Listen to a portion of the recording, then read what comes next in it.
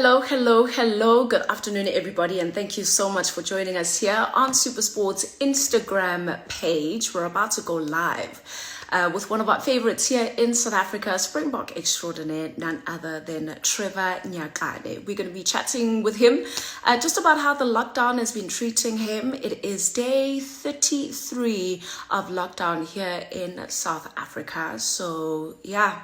It's been a long time since we even watched a rugby match, Super Rugby ending in round 7, and the teams all having to come home. Luckily, both the Lions as well as the Bulls were cleared. So all our players are in the clear indeed, but wow, it's been a long time since we've seen any live sport on air. So today, hanging out with Trevor Nyakane, Nyaga. Hello, Docs van der Linde. Thank you so much for joining us. Thank you to everybody that's come through and joined us as well. I see greetings from Tanzania. Hope you guys are good in Tanzania as well.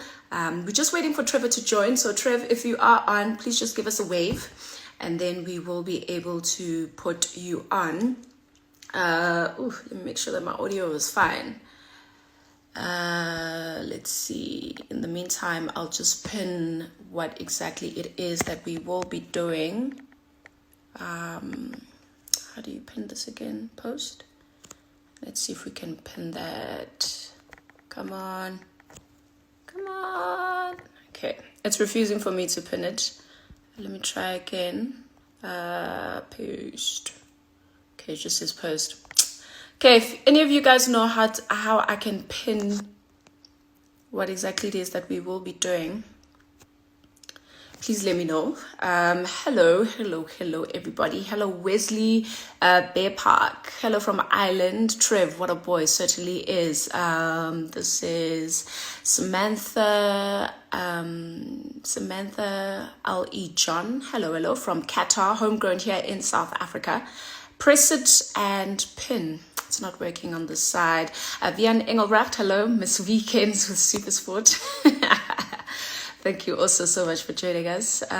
Send a request, view. Let's see these requests. Okay, there he is.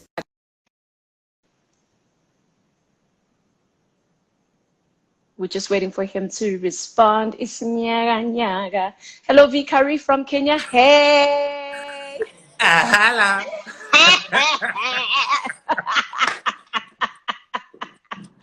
I don't even know why we're laughing. Oh my God. How you doing? How you doing? I'm all good, girl. I'm all good. Hi to everyone out there. Yeah, for someone who's stuck in lockdown, like you have such great energy. Hey, I find ways. Yeah, there's no other way. You have to enjoy it. You have to embrace it. So yeah, I'm all right. Yeah. I'm all right. Not too bad. We'll talk about lockdown in just a bit. Yesterday, we were actually watching Rugby World Cup Relived, one of the documentaries that SuperSport put together. How was that experience for you, reliving and retelling your Rugby World Cup journey? Geez, it was something special, I must say. I still get goosebumps every time I actually see that, and it was really an amazing feeling. And I won't lie to you, I would watch it over and over again. So for me, it was something really special, and I'm glad I could do something like that just to lift our spirits a bit. You know, we try to lift our spirits here by ourselves, but you know, watching something like that brings back memories, which was really awesome for me.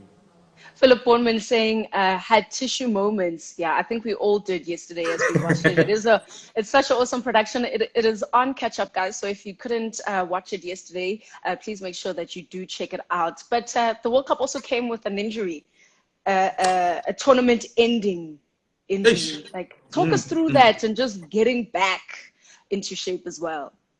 Geez, you know, that was it was really heartbreaking. It was really sad. I mean, you work so hard through the year just to make it to Japan, to make it to the World Cup, to get on that, to your name to be announced, to get on that flight to go represent your country, and all the sacrifices and all those things, being away from family and all that, just putting the hard yards, working hard, and when you finally make it, and you go out there and with all the pride, emotion, joy that, yeah, here I am, Nyaka is around. And then Yes. something, something like that happens, which was really heartbreaking and was very sad. It was a very sad moment. I mean, after playing in the previous World Cup, ending third, you want to get that chance again to go out there and do it again, and hopefully end up better than what you did in the previous time. So when it happened, it was quite sad for me. But in all honesty, when it actually happened in the field, I kind of knew. I kind of Wow. knew that that was the end of it, because I remember when Luet came to pick me up, I told him that, my friend, this is not good. And as I was sitting there on the bench, I, in my head, I knew that it was really bad, because when it happened on the field, I literally heard it tear the first time, because it was in a scrum, and we were going forward in the scrum. So as it happened, in my mind, I'm thinking maybe it's just a tiny crab, and I took another step, then it really snapped properly, and which yeah, I knew from there, and obviously they confirmed after the game that I had a 15 centimeter tear on my fascia, and I tore a tendon in my calf as well. So it was really devastating at that time. Talk me through the flight back home. Like, what are you thinking, leaving your guys in Japan to like finish the job? Jeez, it was sad. I would think even just before I left, myself and Bongi were roommates, and he was busy saying, "Dude, I'm gonna miss you, dog. You've been working hard. You put in the hard yard. You deserve to be here and all that." But things like this happen, and it happens to the best of us. So yeah, it was sad leaving the guys and having to say your goodbyes, and all that, knowing that like, when you have that belief that the guys can actually do it, but with that being said, you know that you can't you're still part of it, but you can't be on the field with them doing it. Yeah. That was the hard pill to swallow. But obviously, on my way back, I was thinking, yeah, it's tough. But I think in my head, I was telling myself there's someone at home that needs you more than South Africa does at this point in time. South Africa can always get someone to play in your position, but back at home, no one can play your position to your daughter. You need to be there. She needs you at this point in time. She needs to have her own father. She needs to grow up, just that bond and all that. And I think that made me a bit more relaxed and looking forward to getting back home, knowing that I have a little, at that time, I think she was 2 weeks old. A week, 2 weeks old. I had a little daughter that's waiting for her dad. And in my mind, that was something special, and it was something that you couldn't really replace. And I needed to be home, and the injury might have happened, but maybe it was something that told that, Trevor, your daughter needs you actually at home. So I look forward flying back with that sad heart, but there was a silver lining at the end, and I really enjoyed being back and just spending a bit of time with her. Yeah. How has she changed you? How have you changed since you became a dad? Jeez.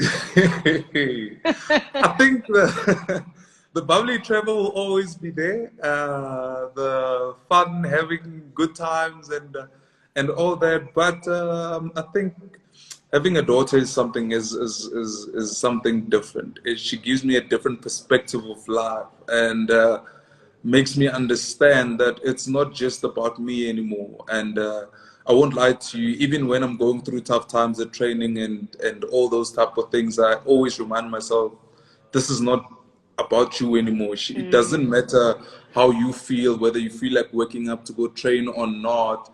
She doesn't care how the food comes. She needs food. She needs to eat. She needs to get dressed. She needs all those things.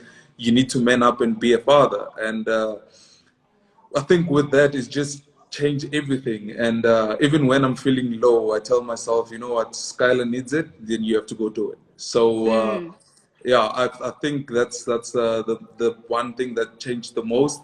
And knowing that it's not like she brought herself here and she can't really do anything for herself. It's my responsibility to make sure of her well-being, and that she's set up as well as possible, more than what I my parents could ever do for me. It's my responsibility to make sure that she goes out into the world and everything, she's on a fair playing ground for her. So I try my best. It's not that easy. She keeps me busy here now. She is hectic.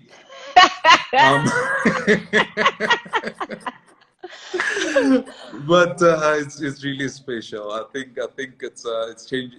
It should definitely change my world, and I look at things different now, and yeah, I'm enjoying it. Definitely, 100%, 100%, 100%. There's a lot more responsibility and understanding of you need to do certain things to get certain things right. Yeah. What is the biggest lesson that she's taught you? Like a part of your character that's grown since she's arrived? I don't think I was selfish at times, but I think she taught me that I'm not that selfish of a person anymore. I don't have that. It's not about me. I think I've learned that part, that there's a bigger picture in life than just you. And in your little bubble with your wife, there's someone else now. You need to be selfless. You need to understand that even if she wants to sleep, she will still cry. I understand. I don't understand kids, but like they announce everything. They have to announce everything. Yeah, exactly. Like, I mean, if you sleep, you just sleep. But to her, no, she needs to cry. You must put her to sleep. So yeah, I think there's one of the things that changed in my life. But I would lie. It's been amazing. It's really special. It's precious, I must say. Nothing like a father's love, man. Nothing like a father's love. Definitely not. Definitely not. I think this lockdown stuff came at the right time for me. I can see all the little steps, and she started crawling about a month ago. She is busy. She reacts to certain things and all that, and it's really amazing to get to see that us as sportsmen, we really not there for our kids most of the times, not by choice, but that's what it is. There's a baby at home, your wife has to take care of them, you just leave and you have to go work. Basically, we as sportsmen, we let money raise our kids. We don't raise our kids. Our wives do it. And because that's what it is. You have to go out there and work to get the money, to put a shelter over here, to give her clothes and all those things. At the end of the day, your wife ends up raising your kid. With your part is money, basically. You just bring home the food and you out and you working, you somewhere else, but which is not bad, because you need to do what you gotta do. But at this point in time, it makes me appreciate the time to spend with my little daughter, to see her grow, to be actually a dad than letting money raise my daughter, to be a father, to be someone in her life, and to understand. Like now, when she sees me walk into the room, she smiles, and it makes me so much happier, because I understand that she recognizes me, that okay, this is the dad, this is the one I'm safe around, this is the one I play around with, and all that. So, which is very special for me. Yeah, that's powerful. That's very, very powerful. But you had to race back to Japan because Springboks were in the final. Yeah, the boys did what they needed to do. How was it watching the final from the stands?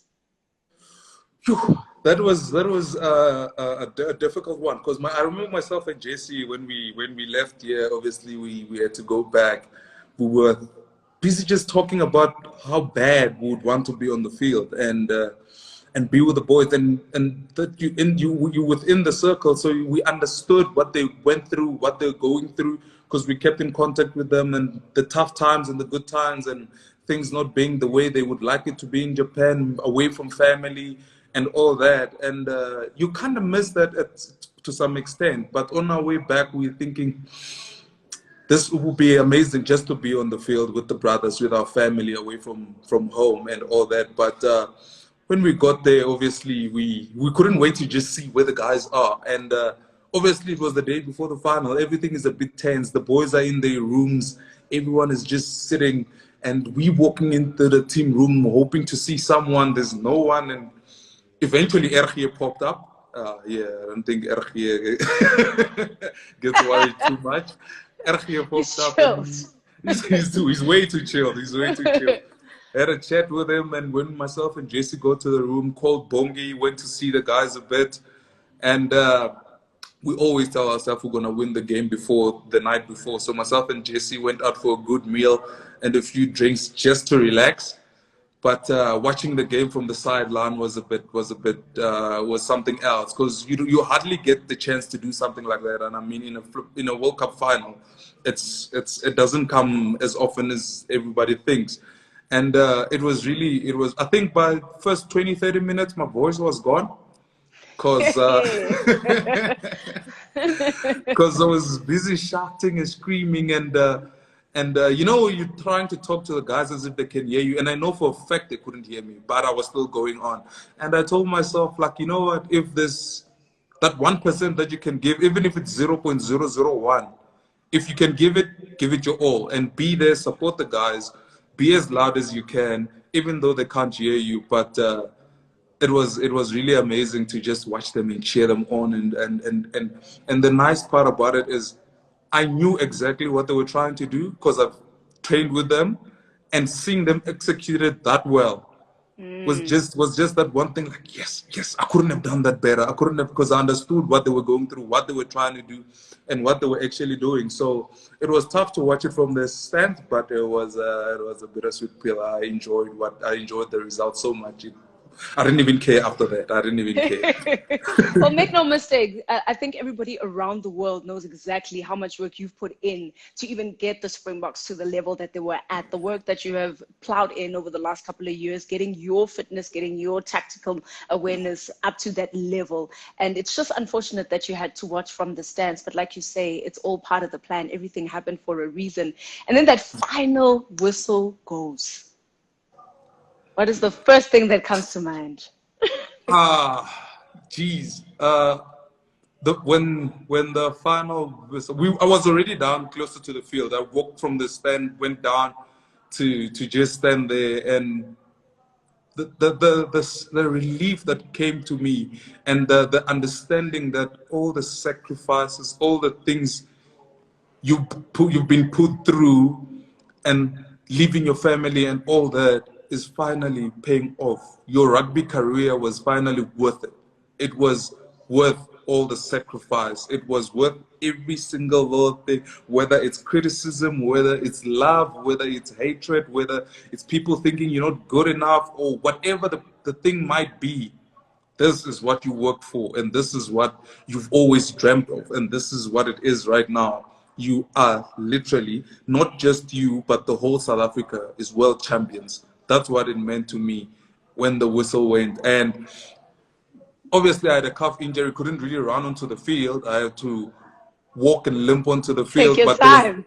there was nothing stopping me. I wanted to bust the move, but obviously the calf was a bit tough. But I found my moment here and there. But it was just, I was in awe. I couldn't believe that this is what was happening at that time. But I really enjoyed it so much. And it was, I think, yeah, really everything was worthwhile after that, when that whistle went. Yeah, we also saw you just overcome with emotion. You know, Yeah, that's why tough, those eh? emotions? Yes. Well, I won't lie. It was beautiful to watch. It's always good to watch triumph when you know what the person has had to go through to make that victory happen. You know, and Yeah, we've watched over the last 18 months, you guys just coming together and getting better and getting better and getting better. But as you cried, as you released, what were some of those emotions? at that time, in all honesty, it was really raw emotions, and those raw emotions came with. I was fortunate. I wouldn't say I was fortunate, yes, but you can put it like that, whatever you want to see it. I was there with the Springboks when we were at our lowest, when everybody had written us off, and everyone, not even our own people, thought we were good enough. I was there when we were, I think we were 6th or 7th in world rankings, where Springboks were not feared at all. I was part of that. When we went through our lowest of moments, I was part of that, and we took all the criticism and all that. Even and when things started changing, obviously with all the coaching and all those type of things, even when we won the rugby championship, there was still doubt. Yep. There was Yep. still doubt that South Africa, the Springboks, can actually go out there and produce something like that. People still didn't believe in us. They just thought, yeah, maybe they were lucky and all that. And what brought all that emotion? Yes, we won the rugby championship in that same year. we went to the World Cup. People didn't even give us a chance against Japan. And the one thing that made me feel like that, they didn't give us a chance against anyone. I got injured because we lost the first game against the All Blacks.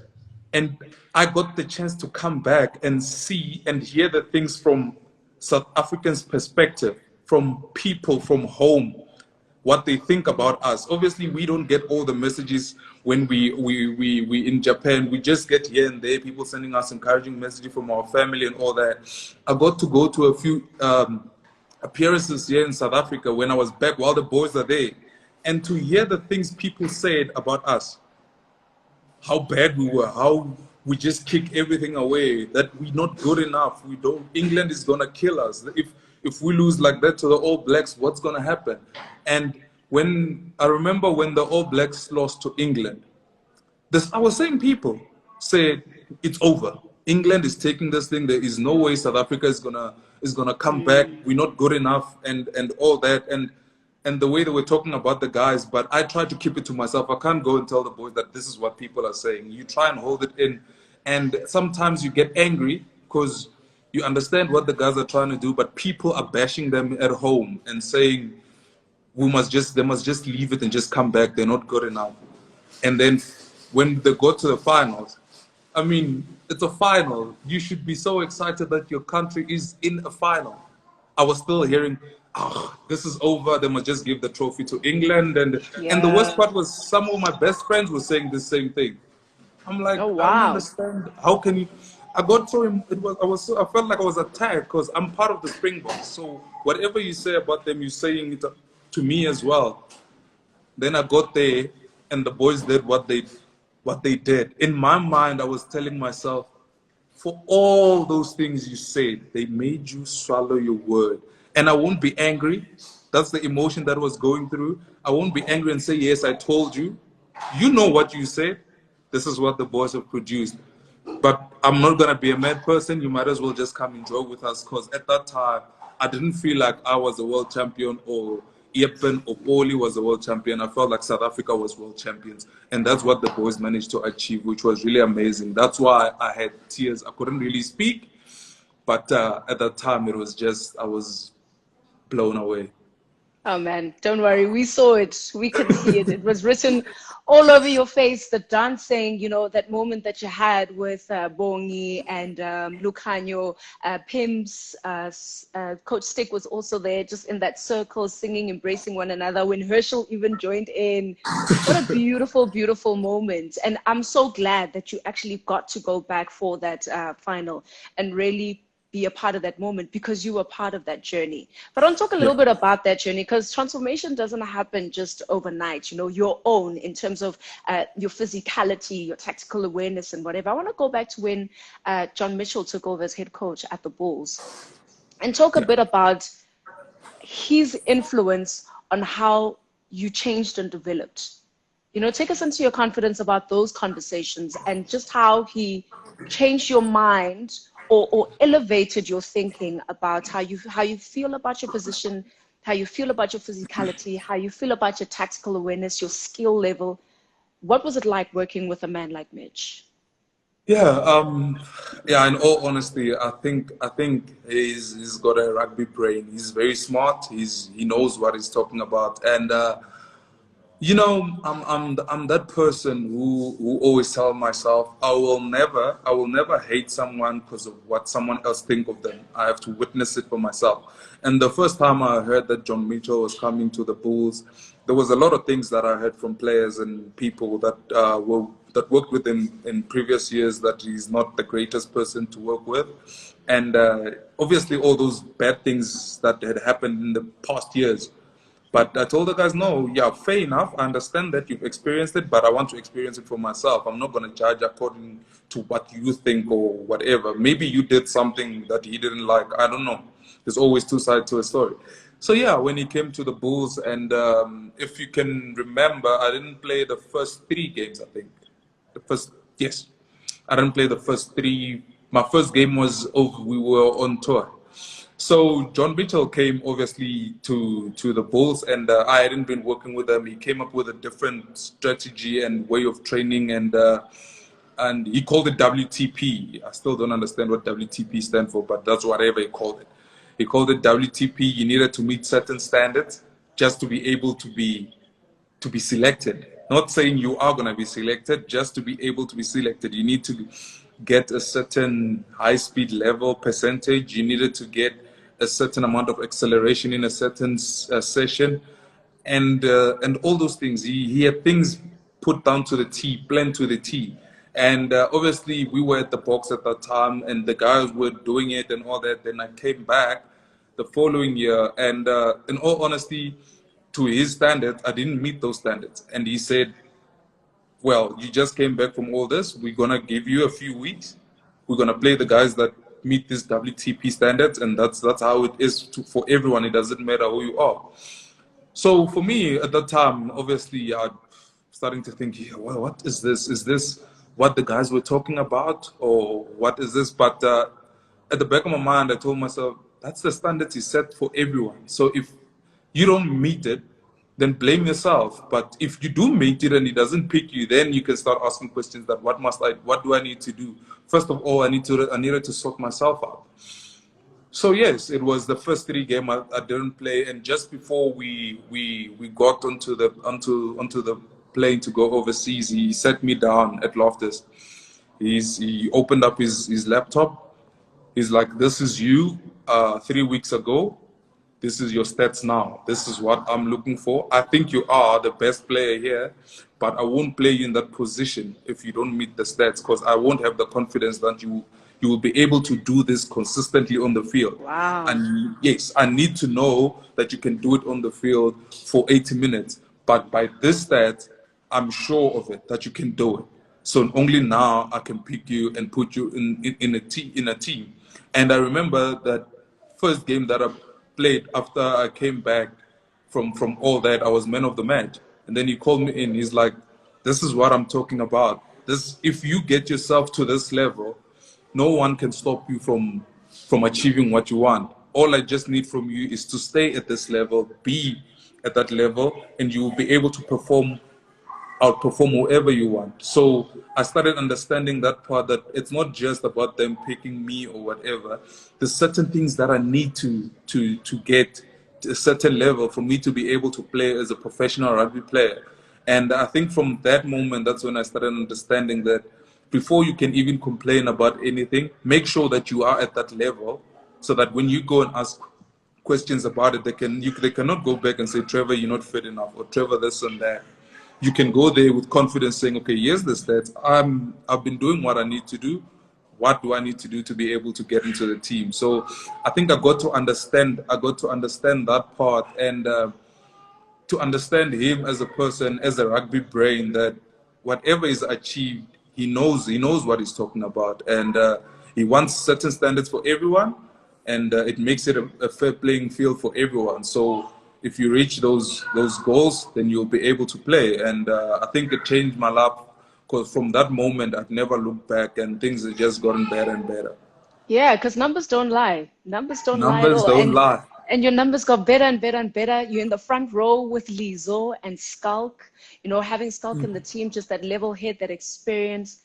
2019 for me, I thought, was where the front row in particular, untouchable. You guys were extraordinary, like creme de la creme. How important was it not only to have that chemistry with Lizo, but also just to feed off the experience from Skulk? It was really something else, because I mean, obviously Skulk he's been playing for years. I think people don't even realize Skulk played Cats. He played for Cats. I was still in high school. We were in high school.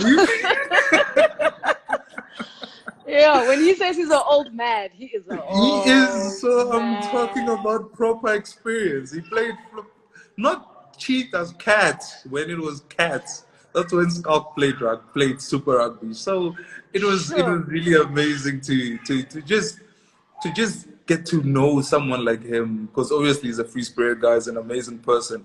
But and the way he tries to lead, he leads by trying to teach. For him, it's always better for him if you're doing better. Not all about him. It's all about who looks good next to him and all that. And there was a lot of inspiration that we drew from him, and we got to that partnership. And myself and Lizo, we could learn so much from him, because I mean, he understood what he was doing, and he always tried to help us in whichever way.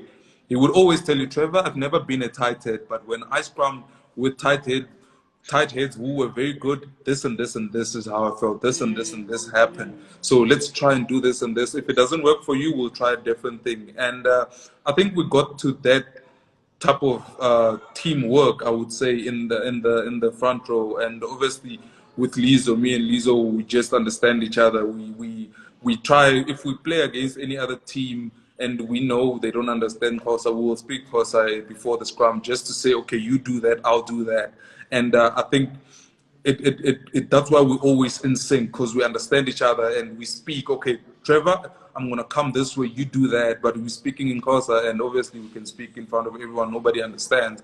So it gives us that balance, and we understand what we're trying to do and how we're trying to manipulate whoever we're playing against to get the reward. So it was really special to play with those two gentlemen.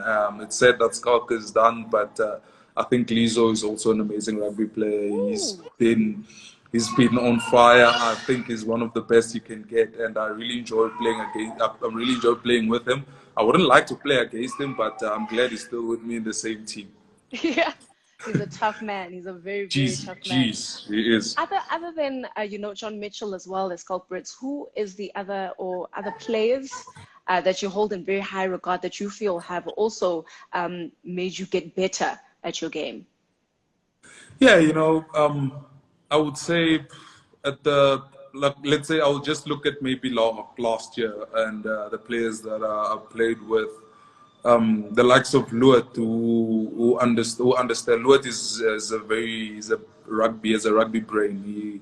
He doesn't just care about the line out. He understands rugby in general. I think he is very good. He might be underrated, but Luat knows what he's talking about.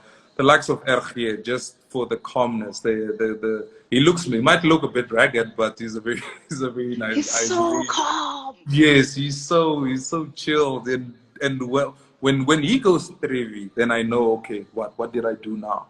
Then he gets that calm, and obviously you have your Jason Jenkins. I don't think people know much about him. A special guy. And I think him and Ergie were some of the best players I've played with. And every time we had a scrum, I would tell you, if we go forward and I get out of that scrum, I look back, I would see Dwayne just looking at me with acknowledgement. Like, he always did that. Like, that's what you do. Like with the young, well done. Yes, like a young, I understood. Every time I just got up and I looked back, and he would be just... Then I knew. I mean, he's also an amazing guy. He's a great rugby player. I think he's one of those that, if there's nothing going on, he will have that spark. He will just brighten you. He'll just switch it on, and we followed, and things went very well. I can mention a few. Andre Pollard is very instrumental. It's always so nice to know that if you get a penalty, scrum penalty, it's an easy 3 points for you. To have a guy like him that just give you that confidence, and just to get better, and just to keep doing it for your team and all that. And so I think I can go through the whole team. And if I can speak about the coaches, yes, it will be, it's difficult to mention that. But if there's one person, I believe he changed my life. I understand all those things that have come with all different coaches, all the philosophies and of how to do things, and all those things. But if I could pick one man, it would be Coach Dan Human. For me, he's been the total turnaround of Trevor's life. Wow. In all. Coach Dan Human has done something that I don't think any other person would have been able to do it for me. Coach Dan changed my life completely. I don't know if you remember, the same team that played 2018 was the same team that was in 2019, but the scrum performance was a complete different thing. It was a completely different thing. And me as a tight head, or everybody in the front row or whatever, we don't really get picked about if we can pass a ball or we can skip pass and we can dummy. First things are first. It's scrum work. And when the peg goes forward, then you're doing your job. And I will never forget the first thing when he came to the Bulls and he met me. He's like, Trevor, ne? I'm like, yes. He's like, he said it in Afrikaans. He's like, he's goed, maar he's nog niet great nie. Ek gaan you great maak. I'm like, okay, coach. If you're gonna make me great, I don't have a problem with that. And then I think after that we went into a scrum session, and obviously he saw whatever he wanted to fix, and he spoke to me and all that. And he called me after the session. He's like, you know what? I'm a scrum coach. That's what I care about. Everything else, everyone is they can do that. In the whole rugby team, I only need one guy that can scrum. The rest, other guys, they're running and all, you can leave it for the other guys. Your job is to scrum. And the rest will come. The other guys, there's 14 other people that need to run around and do all the things, but there must be one guy in a team that can scrum. And if you're that person for me, you will play and you will play further and higher rugby. And I think that stuck with me in my head. And I think Coach Dan has done some amazing work. I think he, for me personally, is one of the best scrum coaches I've ever worked with. You've had some pretty great mentors on your journey, hey? Lots of favor for you, hey, Trev. Yeah. I want to talk about, when you put on the green and gold, let's talk about the green and gold of the Springboks. Who is the toughest opponent where you're like, yeah, now we are working? Geez, I've faced a few. I faced a few of, I think, some great rugby players. I'm talking your Crockett's, but for me, your Kepus, and there's a whole lot of people I've scrummed against, your Owen Franks and all that. But the one which I will never forget, one who taught me a good lesson, it was my second year, I think. I got my first start. I remember we were playing against Italy, and in the headlines, obviously at that time I was called Pumba. Yeah, because Raymond was Timon, so I was Pumba. Yeah. The headlines was, will Pumba be able to take on Castro? Which was Castro Giovanni. I think personally he was one of the best tight heads in world rugby. So yes, it was him. I remember my first scrum against him.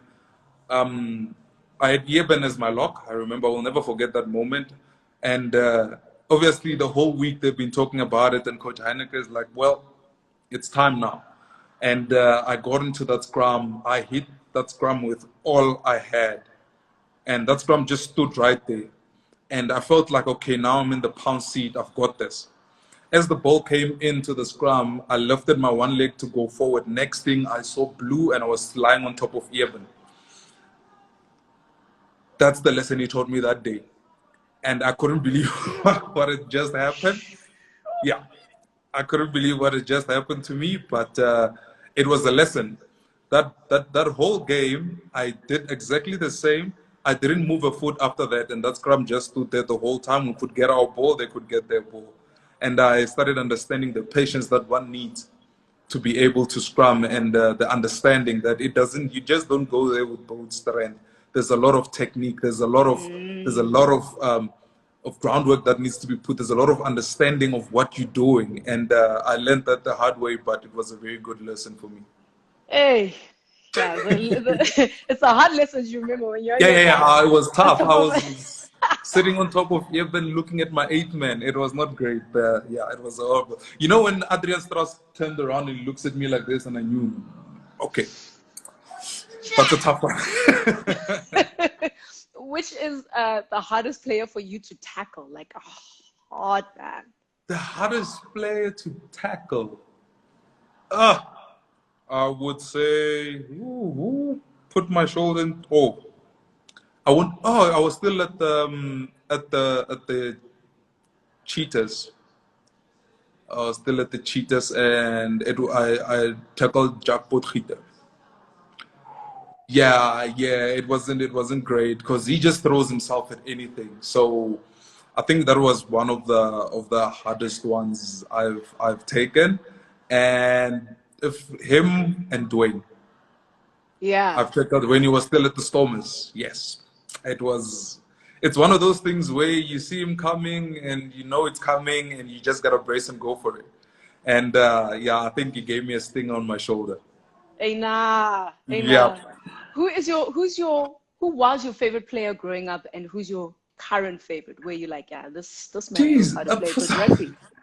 some odd reason, I only started watching rugby in 2007. Okay. Yeah, I never really watched rugby, and in all honesty, I didn't really think I was gonna be a rugby player. So I just watched because they played in the World Cup and all that. And at that time, I'm ashamed to say this, but I was a Stormers supporter. Jean de Villiers is gonna call you and give you an earful about that speech. He's gonna ask I you, why are you ashamed? was, They're the best. yeah, I was a big Stormers supporter, and in all honesty, I don't understand why. I always thought I was a flanker. I always thought I would play Mm. flank. I always thought I was gonna go for it, and Skulk was one of those. But my favorite player at the Storm is just because the way he walked around and he carried himself. For me, he was Luke Watson in some odd reason. I always thought, Ah. yeah, that guy I like a lot. And I The remember going, self-belief. yeah, I remember went to a Caribbean week then Cape Town and he was there. I remember taking a picture with him. I don't know where the picture is, but yeah, for me that was the guy, and I looked up to. But obviously, when I started playing rugby, I started understanding my position, and then the main dog, the main guy became Osteron because he was my coach as well at the Cheetahs. Yeah. How you learn from the best? Ah, when it was like Sorry. from the best to the best to the best to the best. You've always been in amazing hands, always. All right, as we wind it down, let's talk a little bit about the lockdown. How are you keeping up? I've seen all the videos where you're working out. Other than working out, what else are you doing, to just keep your mind right? Jeez, yeah. Other than the working out, I have a 7-month-old person here in this house who has started exploring everything. So she's been keeping me busy. I know that my wife does half of the work, most of the work, not even half. I just do like a 10% of it, but she's been keeping me kind of really busy. And you just try and buy something here and there, and just chill, listen to music, and try to bust a move once in a while. But nothing much. So it's all workout and. Yeah, obviously I'm not a great cook, so the only time I'm by the pot is when Hey, I'm drying outside. And don't tell anyone I made a bunny chow the other day. I'm just saying. it must have been so good. Yo, nami ngihalele. At this Be- time, Yo, amazing, ne? just Right? amazing. Right. So Are I you, do that, and I play with my daughter. That's about as much as I can do at this point in time. Yeah. tell us the truth. Are you changing nappies? Yeah, I do actually. Hey, I would say every day. Good I would say shot. in the beginning it was easy, and now she's starting to eat whatever she eats. So that's a bit tough, but yes, I am changing nappies. They're looking interesting. Let's rather leave it at that. Yeah, it's starting to become a bit more interesting with the food that she eats. But you know what?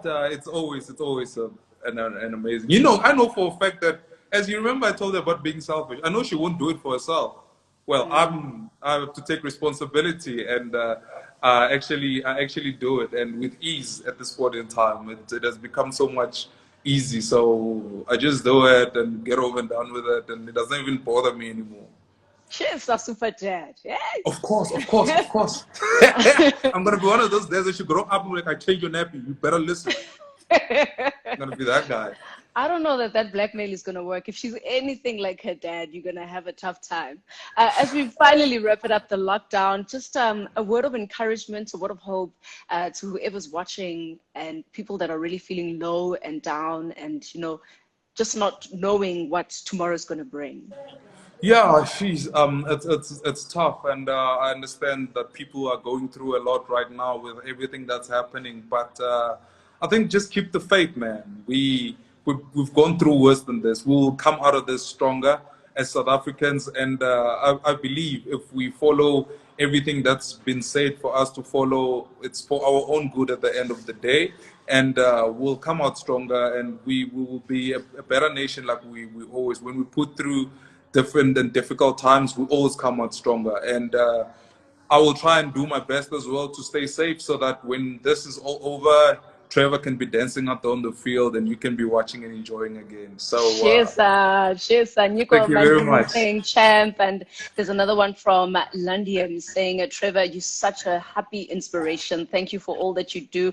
Lots of laughter, lots of smiles in the comment sections as well. And Philip Bourneman saying, nothing wrong with the Stormers, Trev. Nothing wrong with the Before we let you go, I mean, I think the comment I've been seeing the most is, can you just please bust a move? So just a But people, it's gonna be difficult for me to be rocking it out here with my phone. Maybe I just need to let my wife hold it there, but she's busy. They must be worried. They must, put it there by a book or something and just like, just for old time's sake, yeah? for Jay, all time sake, For Jay. Jay, just. I don't know. I don't know what these people are trying to see. That's me. Sorry. I know people just wanna. Yes.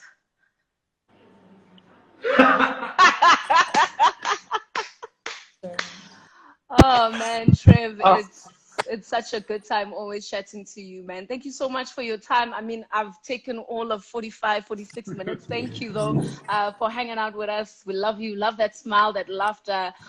Thank you for being such an amazing inspiration. And I hope people walk away from this interview knowing that it's not easy, you know, but if you put in the hard yards, you become a world champion.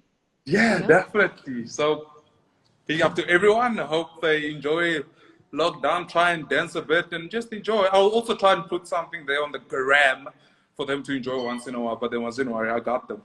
Yeah. But bust a couple of moves so that we can always, have a smile on our face. Just endorphins must raise in Yana. I'll just, beat them up with something. Yeah. Sharp, Trev. Thank you so much for joining us. Thank you very much. Have a lovely day. That is Springbok and Bulls tight head Trevor Nyakane, also vice captain of the Bulls as well, and an extraordinary man, a great rugby player as well. Thank you so much for hanging out with us, and thank you, all of you that have been watching. Thank you for your comments and for showing him so much love. Be good during this lockdown. Make sure that you're washing your hands, that you're taking time to really reflect and keep your mind sharp and your mind right. Thank you for joining us, and we'll be back soon with another one of your favorites. Until then, mwah, ciao.